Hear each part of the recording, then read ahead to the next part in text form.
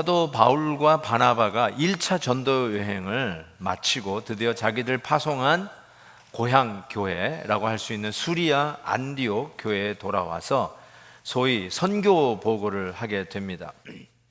정말 그 보고를 들으면서 얼마나 다들 신이 나고 감사하고 하나님 앞에 영광을 돌렸는지 모릅니다.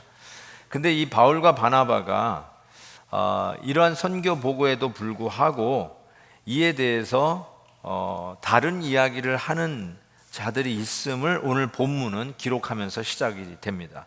1절에 보니까 뭐라고 이야기하냐면 이들은 유대로부터 올라온 자인데 뭐라고 얘기하냐, 모세의 법대로 할례를 받지 아니하면 능히 구원을 받지 못하리라, 이렇게 이야기를 하는 거예요. 지금까지 바울과 바나바가 전한 복음의 메시지와는 틀린 거예요.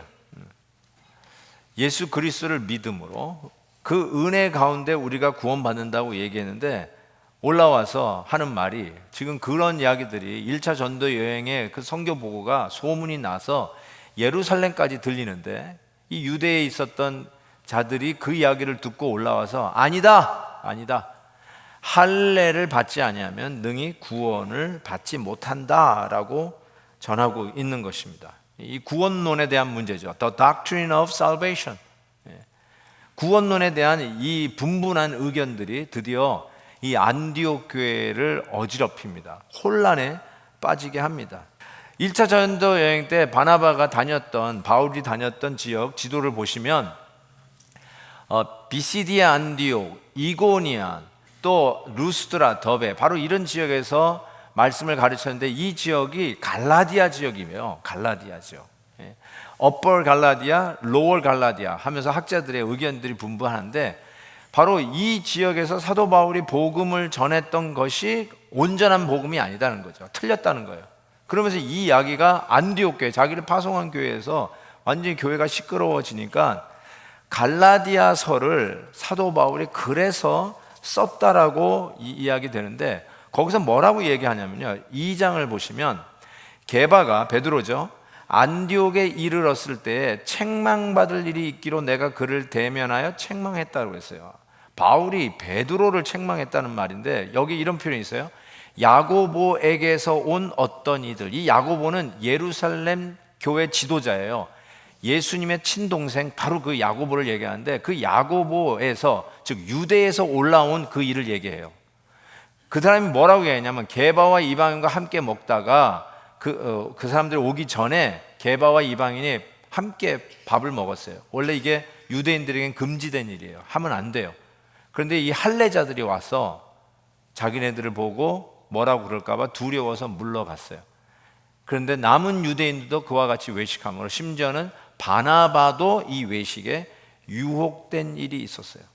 그리고 나서 이 야고보에게서 올라온 이가 안디옥에 와서 하는 말이 뭐예요? 할례를 받지 아니하면 구원을 받을 수 없다라고 이야기를 하는 거예요. 그래서 이 이야기 속에 바울이 너무 기가 막히잖아요. 지금 갈라디아 지역에서 그 복음을 전하고 왔는데 그래서 이렇게까지 갈라디아서에 이야기를 합니다.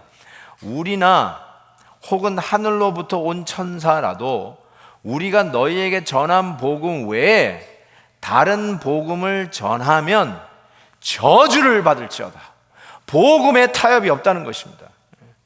우리는 이 부분에 대해서 이미 해결됐어요.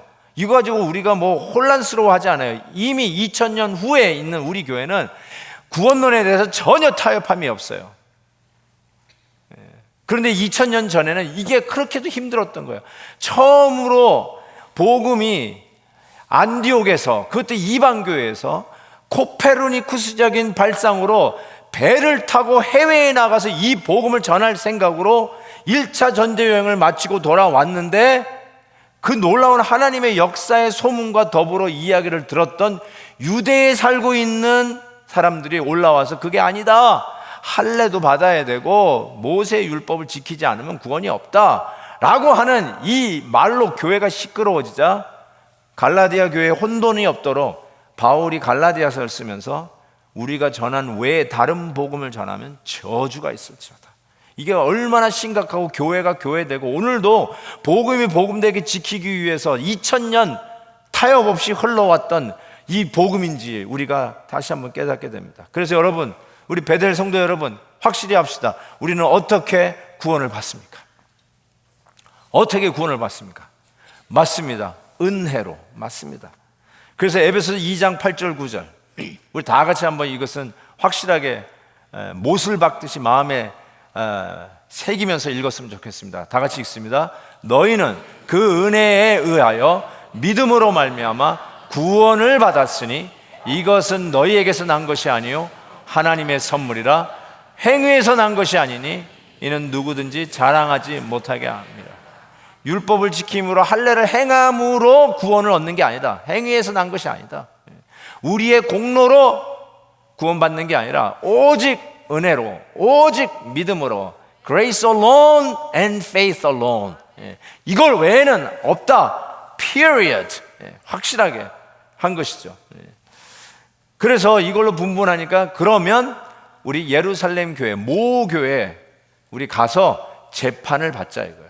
그래서 드디어 이 복음이 해외로 전해지면서 수많은 이방인들이 예수 믿게 되는 이 복음이 재판대 위에 서게 되는 것입니다. 자, 예루살렘에 가면서 그 가는 길 중에 이러한 선교 보고를 할 때 많은 자들이 참 기뻐했어요.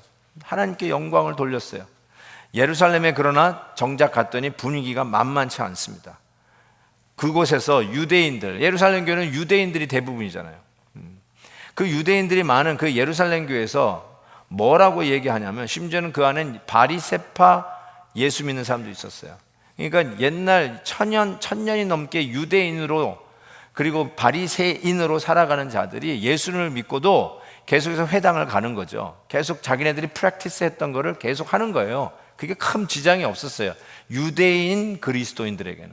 근데 그 그리스도인들 중에 이 바리새파 얘기가 나오는데, 5절에 보면 바리새파 중에 어떤 믿는 사람들, 예수 믿는 사람들은 뭐라고 얘기하냐면, 이방인에게 할례를 행하고 모세의 율법을 지키라 명하는 것이 마땅하다, 이렇게 얘기하는 거예요. 진짜 만만치 않은 거예요. 이런 일들이 막 지금 갑론을박하면서 엄청난 변론, 영어로는 debate, NIV는 discussion이라고 했는데 디스커션이 보다는 훨씬 강한 거예요. 디베이트이 일어나고 있어요. 그래서 7절에 보면 많은 변론이 있은 후에 드디어 유력한 세 사도가 이 부분에 대해서 피력을 하게 됩니다. 피력, final statement를 하게 되는데, 먼저 예수님의 제자 중에 베드로, 예수님에게 직접 배운 사도들이 유하고 있는 예루살렘 교회, 그 사도들에게 물어보는 거예요. 이 복음이 제대로 전해진 것이냐.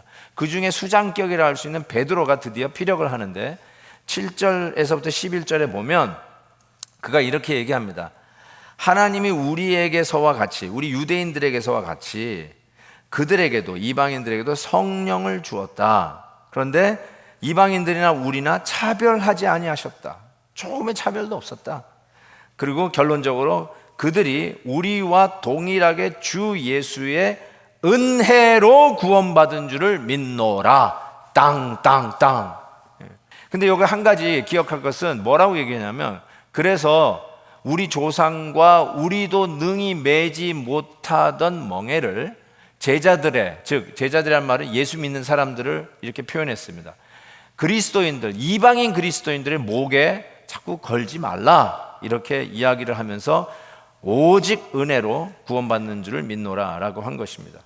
여기 베드로가 멍에로 표현한 율법, 그러면 율법은 무용론이냐, 율법 필요 없다, 아니면 율법은 더 이상 필요 없는 폐지론이냐, 그래서 율법 무용론, 폐지론이 이야기가 되는데, 그렇지 않습니다.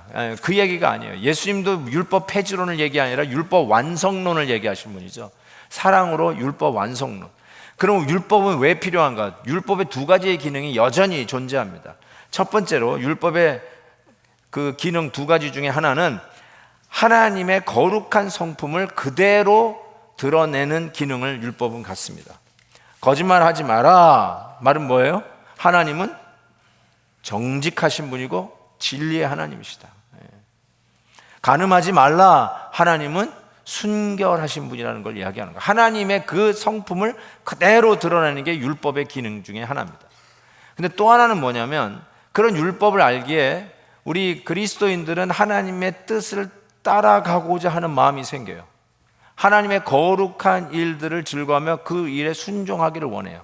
그럼에도 불구하고 그 말씀을 순종함에 있어서 우리가 항상 한계에 부딪히는 것은 저와 여러분의 솔직한 고백입니다. 그래서 이 땅에, 이 지구상에 전후 좌우 역사 속에 하나님의 말씀을 온전히 지켰던 인간은 이 지구상에 하나도 없어요. 그래서 인간으로서 온전히 지키지 못한 인간이 그 자리에서 못하니까 좌절하는 게 아니라, 그것 때문에 하나님께 나와서 자비와 은혜를 구하며 하나님을 의지하게 되고, 특별히 그리스도를 붙들도록 인도해주는, 옛 개역 한글 번역에서는 몽학 선생, 지금 개정편에는 그리스도께로 인도하는 초등교사라고 이야기하고요. 우리가 부족하기 때문에 손 털고 주저앉은 자가 아니라, 그러기 때문에 더 그리스도의 은혜를 의지할 수 있도록 가이드해주고 그리스도에게로 나아가도록 인도해주는 초등학교 선생님 같은 초등교사, 그런 역할을 하는 게 율법이다라고 이야기를 하고 있습니다. 두 번째, 유력 사도가 나와서 피력을 하는데 바나바와 바울입니다. 왜 바울이 안 했을까요? 바울도 했을지 모르지만 이름이 다시 바뀌었어요. 1차 전도 여행 때 리더십을 바울이 잡았는데 예루살렘 교회 왔더니 다시 바나바가 잡았어요. 왜 그랬을까요? 아직도 예루살렘 교회는 바울에 대해서 뭔가 레저베이션이 있다는 것을 이게 느낄 수가 있어요. 어쨌든 바나바가 피력하는데 짧게 한마디로 해요. 그리고 자기가 무슨 복음을 전했는지에 대한 이야기보다는 이렇게 얘기해요. 왜냐하면 본인이 피고아니에요. 그렇죠? 그래서 말을 길게 하지도 않았을 이유가 있는데 12절에 이렇게 얘기해요. 온 무리가 가만히 있어 바나바와 바울이 하나님께서 자기들로 말미암아 이방인 중에서 행하신 표적과 기사에 관하여 말하는 것을 들었어요. 그러니까 이 바나바와 바울은 무슨 복음을 전했느냐는 걸 가지고 왈가왈부하지 않아요. 이미 그 얘기를 하고 있으니까. 그런데 뭘 얘기하냐면, 우리가 그 복음을 전할 때 뭐예요? 표적과 기사가 나타났다. 지금 그 얘기를 하고 있어요. 왜 이 이야기를 했을까요? 이런 기적을 행하는 것을 보면서 우리를 얕잡아 보지 말라? 우리를 무시하지 말라? 우리의 이 깜짝 쇼를 못 보느냐? 뭐 이런 자기 자랑이 아니라, 우리가 전한 복음이 바로 하나님이 원하는, 하나님이 옳다라고 인정한 복음이기 때문에 이 miraculous signs and wonders, 이 일이 있었던 이유는 뭐냐면 하나님께서 endorse 하는 거예요. Yeah, that's right. That is right. That's what I want to say. 그런 의미에서, 인정하는 의미에서 endorse 하는 것으로 이 표적과 기사가 있었다라고 얘기하는 것이죠. 그리고 나서 솔직히 이런 일이 있지 않습니까? 하나님이 나와 함께 하시는 사인, 하나님의 인도스로 우리의 삶 속에 기대하지 않았던 표적과 기사가 우리의 삶 속에 여전히 나타날 수 있어요. 하나님이 우리 기도를 들으시는 사인으로서 우리 삶 속에 기적이 나타나는 수가 있어요. 하나님의 인도싱이에요. 그렇죠? 여전히 우리에게도 이런 일들이 일어납니다. 세 번째로, 마지막으로 가장 중요한 사람의 피력이 나타납니다. 그게 누구냐면 야고보입니다. 이 야고보는 아까도 얘기한 것처럼 예수님의 친동생이고요. 서신 히브리서 다음에 있는 야고보서의 저자가 바로 이 예수님의 친동생 야고보입니다. James the Just라고 하는 별명으로 알려져 있는 이 야고보가 실은 사도들보다 예루살렘 교회는 더 중요하고 유력한 지도자였어요. 이 야고보가 결국은 마지막 거의 정리를 하고 썸머리를 하는 식으로 그 모든 과정의 수많은 변론, 디베이트를 듣고 결론을 내리는 장면이 드디어 나타납니다. 14절, 18절에 보면 하나님이 처음으로 이방인 중에서 자기 이름을 위할 백성을 취하시려고 그들을 돌보신 것을 시므온이 말하였으니 선지자들의 말씀이 이와 일치하도다. 이제 나온 게 아니라 이거 원래 하나님이 이야기하고 있었던, 구약에서 말씀하고 있었던 것이 그대로 이루어진 것이다. 그러면서 선지자의 말씀, 정확하게 아모스 선지자의 말씀을 인용하면서 16절부터 다윗의 무너진 장막을 다시 지어 일으키리니 이는 그 남은 사람들과 내 이름으로 일컬음을 받는 모든 이방인들로 주를 찾게 하려 함이라 하셨으니, 즉 예로부터 이것을 알게 하시는 주의 말씀이라, 딱 이야기하는 것이죠. 그러니까 이방인도 구원받는 것, 똑같이 유대인들이나 이방인 똑같이 구원받는 걸 이미 예언하고 있었고 지금 너희들이 그 예언이 성취되는 것을 보고 있는 것이다 라고 이야기하면서 19절에 이렇게 얘기합니다. 내 의견에는, 제임스의 의견, 야고보의 말은 이방인 중에서 하나님께로 돌아오는 자들을 괴롭게 하지 말라, 딱 이렇게 했어요.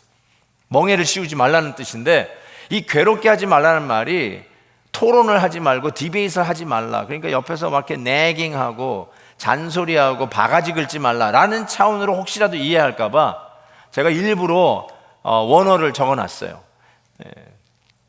괴롭게 하지 말라. 이게 무슨 뜻인가? 이 페라에노클레인 이렇게 쓰는데요. 이 페라라는 말이 아시나요? 페라라는 거, 페라메릭스, 뭐 페라메딕스 뭐 이런 거, 페라리거 할 때 페라는 주변을 얘기해요. 주변. 바로 옆에서 아주 그냥 힘들게 하는 건데, 요 단어가 히브리서에서 요때 썼어요. 어떨 때 썼냐면 히브리서 보시면 한번 볼까요? 너희는 하나님의 은혜에 이르지 못하는 자가 없도록 하고, 또 쓴뿌리가 나서 괴롭게 하여, 요 단어요. 똑같은 단어예요. 괴롭게 하여 많은 사람이 이로 말미암아 더럽게 되지 않게 하라. 이 괴로운 게 성가시게 귀찮게 바가지 긁지 말라는 뜻이 아니라 은혜에 이르지 못하는 다른 복음을 전하지 말라는 뜻이에요. 이 다른 복음을 이루면 사람들이 미혹받아서 은혜에서 떠나는 거예요. 그래서 복음이 오염되어 더러워지는 걸 의미하는 거예요. 성가시게 하지 말라, 귀찮게 하지 말라, 그 수준이 아니라 잘못된 복음으로 성도를 복음에서 떠나 결국 은혜에서 멀어지게 하고 복음이 더럽혀져서 온전치 못하고 이 구원을 잃어버리는 이런 일이 없도록 하라. 지금 아주 강한 표현으로 괴롭게 하지 말라는 표현을 쓰게 됩니다. 바로 이 이야기를 하면서 드디어 결정문을 이방 교회에 이제 알리는 이야기를 하는데 24절 25절에 이런 말씀이 있어요. 들은즉 우리 가운데서 어떤 사람이 우리의 지시도 없이 너희들에게 나가서 안디옥에 가서, 그러니까 우리는 야고보의 지시를 받아서 왔다고 얘기한 거겠죠. 근데 실은 지시한 적 없다는 거죠. 자 보세요. 우리의 지시도 없이 나가서 뭐라고 했냐면 너희를 괴롭게 하고, 똑같은 말이에요. 막 바늘로 찔렀다는 말이 아니에요. 잘못된 구원론, Doctrine of Salvation, 그래서 은혜를 혼미하게 하고 구원에서 떠나게 하는 일을 했다는 거예요. 그런데 이제 사람을 택하여 우리 주 예수 그리스도의 이름을 위하여 생명을 아끼지 아니하는 자인 우리가 바나바와 바울과 함께 너희에게 이 결정문을 보내기로 만장일치로 결정했다, 이렇게. 자, 이 결정문을 가지고 나서 30절 31절 보니까 그들이, 바울과 바나바가 안디옥에 내려가 무리를 모은 후에 야고보에게서 받은 편지를 전하니, 이 결정문을 전하니 어떻게 했냐면 그거를 읽고 위로한 말을 왜 기뻐했다라고 했어요. 은혜 아니면 없다, 오직 은혜로 믿음으로 말미암아 우리가 구원을 얻은 것이다. period. 이 단순하고도 명료한 복음이 복음됨을 선언하는데, 이걸 듣고 안디옥 교회 성도들이 너무너무나 기뻐하는데 매우 크게 기뻐하고 기뻐하도다. 여러분은 매주일 들으니까 그게 그건 줄 알고 있죠. 보세요. 아무 감동도 없어요. 기쁨도 없어요. 그러나 원래는 이 복음을 들을 때 매우 크게 기뻐해야 합니다. 그런 표정으로 아멘 하시면 안 돼요. 정말 기쁨으로 아멘 하셔야 돼요. 아멘, 아멘. 정말 너무너무나 이게 세상의 역사를 바꿨던 복음이에요. 혼탁하지 아니하고 오염되지 아니하고 불순물 섞이지 않고 복음이 복음되게 하기 위해서 초장부터 재판을 받아서 드디어 은혜 외에는 믿음으로 말미암아 구원 얻었다는 이 확실한 복음이 전해진데, 2000년이 지난 이 시간에도 가감 없이 혼탁하지 아니하고 복음을 그대로 전할 수 있었다는 것은 하나님의 은혜라고 저는 이야기할 수 있습니다. 근데 이와 같이 야고보가 결정문, 재판 후에 결정문을 보낸 후에 거기에 소위 attach file을 보냈어요. 그거는 부탁이에요. 다시 말씀드립니다. 부탁이에요. suggestion이에요. 그러니까 율법이 아니에요. 4가지인데요. 엄밀하게 얘기하면 한 3가지로 나누어집니다. 29절에 이렇게 되어 있어요. 뭘 suggestion을 했냐면 이방 교회 성도들에게 우상의 제물과 피와 목매어 죽인 것과 음행을 멀리할지니라. 이에 스스로 상가면 되리라. 평안함을 원하노라 하였노라. 유대인 그리스도인이 있고요, 이방인 그리스도인이 같이 어울려서 하나님을 예배하잖아요. 우리가 서로가 다른 문화지만 다른 문화들을 서로 좀 리스펙트하고 be sensitive, 좀 민감할 필요가 있다라는 차원에서 복음이 복음되고 확실히 결정하되 Here is my suggestion 하면서 유대인들의 그리스도인들도 고려하고 우리 이방인의 그리스도인들도 좀 이렇게 이거를 알아두면 좋겠다 하면서 서제션을 한 거예요. 3가지로 얘기하는데 첫 번째가 우상에 바쳤던 제물을 좀 멀리 하기를 원했어요. 우상에 바쳤던 제물, 옛날 고대 시장에 가보면 고기들이 나와 있잖아요. 그 고기들이 대부분 우상에게 바쳐진 고기들이었어요. 그 고기들이 나와가지고 이제 시장에서 팔리는데 유대인들은 그거 먹지 않았어요. 왜요? 뭐 주피터에게, 뭐 헤르메스에게, 제우스 신에게 이게 바쳐진 거라는 걸 아는데 그거 아는 이상은 안 먹었어요. 양심에 꺼려서. Which is okay, 그렇죠? 근데 여러분, 이방인 성도들은 고기를 살 게 그것뿐이 없었어요. 이방인의 이미 컬처가 다 제사 지내는 문화 아니에요. 이방신들에게, 그러니까 그거 안 먹으면 고기 먹을 수도 없었죠. 그게 시장대에 나왔을 때 그거 별로 거리낌 없이 사 먹는 거거든요. 자, 그런 거를 보고 유대인들, 그리스도인들은 어떻게 저럴 수 있느냐, 서로 이렇게 이야기를 하는 것이죠. 자, 여러분은 어떻게 하실래요? 돼지 머리 이렇게 막 웃는 거, 여기에 이렇게 지폐들이 꽂혀져 있는 거, 그거 돼지 머리 눌린 살로 이렇게 시장에 나온 거 알았어요. 그거 드셔야 돼요, 말아야 돼요? 우리에게 먹을 수 있는 자유가 있어요, 없어요? 오케이, 있어요. 바울이 이런 얘기했어요. 우리 그리스도인들에게는 우상에게 드려진 고기 먹을 수 있는 자유가 있다. 충분히 있다. 왜냐하면 우상에게 바쳐진 고기 먹는다고 구원문이 취소되는 것이 아니라는 거 분명히 했죠. 그러면서 뭐라고 얘기했냐면, 그러나 내가 우상에게 바쳐진 고기를 내가 먹음으로 연약한 성도들이 시험에 드는 것이 있다면 나는 앞으로 평생 먹지 않겠다, 이렇게 얘기했어요. 그러니까 먹지 않는 안타까움을 얘기하니까 먹지 않을 수 있는 자유함을 선포해. 난 먹지 않는 자유함을 선포해. 술, 담배가 굉장히 예민한 것 같아요. 좀 자유분방한 교회들도 있어요. 제가 이해해요, 그 부분은. 근데 우리 교회는 굉장히 보수적인 거 여러분이 아셔야 돼요. 그래서 기독교인 하면 술, 담배를 금해요. 그게 그냥 정통이에요. 근데 그거 하면은 천국 가지 못한다, 이건 아니잖아요. 확실해요. 복음은, 구원은 은혜로, 믿음으로. 아멘이에요. period.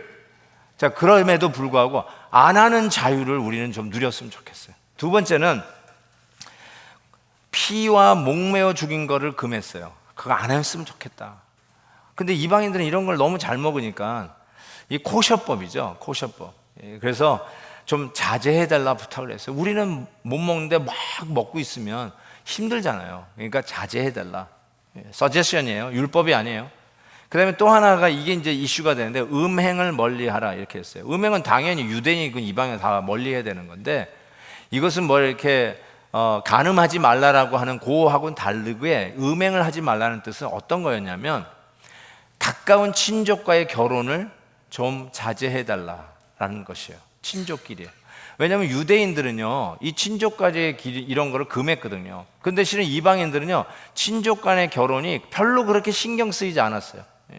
그래서 사촌 여동생하고 결혼하고 뭐 형의 아내를 빼앗아 가지고 자기가 결혼, 이런 것들이 그냥 이방 문화에는, 그 이방인들은 그게 그냥 흔히 보는 거니까 그렇게 바더를 받지 않은데, 유대인들에게는 이게 철저한 거였으니까 유대인들로 그리스도인들을 좀 생각해서 리스펙트해서 be sensitive. 그래서 이런 일을 하지 않도록 권했던 것이에요. 필립 얀시가 What's so amazing about grace라고 하는 책, 제가 여러 번 좀 소개했던 책이기도 하지만 이곳에서 그 데이비드 시먼스의 이야기를 인용하면서 현대 우리 그리스도인들에게 이 정서적인 문제의 가장 두드러진 두 가지의 원인이 그가 지적을 합니다. 뭐라고 얘기하냐면 그 가장 큰 두 가지의 원인, 첫 번째는 하나님의 무조건적 은혜와 용서를 이해하고 받고 살아가는 것을 실패했고요. 두 번째 원인은 그 무조건적인 사랑과 용서와 은혜를 남에게 나누는 일에 실패했다라고 얘기했습니다. 우리 성도들은 읽고 듣고 그리고 그 은혜의 멋진 신학, Grace alone, faith alone, 멋진 신학, 이거를 믿는다고 하지만 실제적으로 그렇게 살지는 못한다. 은혜의 복음의 좋은 소식이 우리 정서 안까지, 우리 이모션이라는 표현을 썼는데 전 정서로 번역했어요. 우리의 이모션 안까지 penetrate, 뚫고 들어와 그 은혜에 젖어 있지 못하는 거예요. 머리로는 알고 있어요. That's good theology. Good theology. 그런데 우리가 그것에 폭 적셔가지고 그렇게 살아가지 않는다는 거예요, 우리가. 그게 우리 지금 살아가는 성도들의 가장 큰 문제라고 지적하고 있는 것입니다. 저는 동의를 할 수밖에 없어요. 맞는 것 같아요. 우리가 이 놀라운 구원론, Doctrine of Salvation, No Compromise, 그렇죠? 이거에 흔들림이 없이 확실한데도 실제로 we don't living it out. 그렇게 살지 않는 거예요. It doesn't penetrate into your inner being. 진짜 나의 삶 속에 구체적으로 파고 들어가지 않는 거예요. 그냥 여기서만 있는 거예요. 여기서만 윙윙 도는 거예요. 여러분이 여기 있을 이유가 뭐가 있을까요? 여러분이 자격이 있어서 이 자리에 있는 사람이 있나요? 끝없는 unconditional love, unconditional forgiveness. 오늘도 무조건적인 사랑과 용서의 은혜를 누리고 있는 저와 여러분, 그 은혜 때문에 이 자리에 와 있는 거예요. 뭔가 대단하게 해서, 뭔가 내 행위로 해서 그 자격증을 따가지고 당당하게 문 열고 이 자리에 지정석에 앉아 있는 분들이 아니에요. 오늘도 무조건적인 사랑.